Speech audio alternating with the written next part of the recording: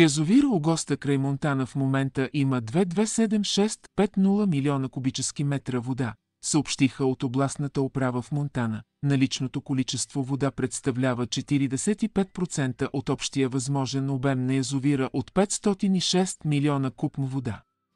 В последните дни разходът на вода надвишава с малко притока в язовира. Заради сухата зима по бреговете му са се показали големи ивици земя, а водата се е отдръпнала навътре. Вчера от Министерството на икономиката съобщиха, че до месец ще бъде обявена обществена поръчка за ремонт на язовира, като необходимите за това средства са 10 милиона лева. Според експертите трябва да се започне с ремонт на водния откос на стената. Другите спешни дейности са ремонт на отводняващия канал, противофилтрационната завеса и изчистване на сухия откос на язовира.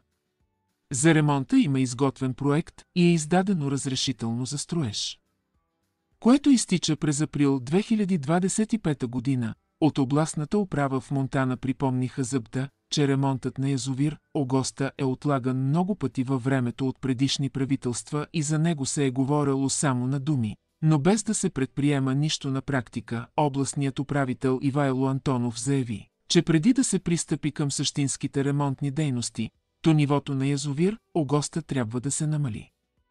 Той не се ангажира с точен срок кога точно ще стане това и кога ще започне ремонтът. Антонов припомни, че през пролетта на миналата година обемът на язовир Огоста достигна около 380 милиона куб вода заради проливните дъждове, които валяха през април, май и юни, но водохранилището изпълни своята задача да побере идващата от реки и склонове на Стара планина вода, да я задържи в първия момент и след това тя да се изпусне контролирано в река Огоста, без да се създава опасност от наводнения по течението й.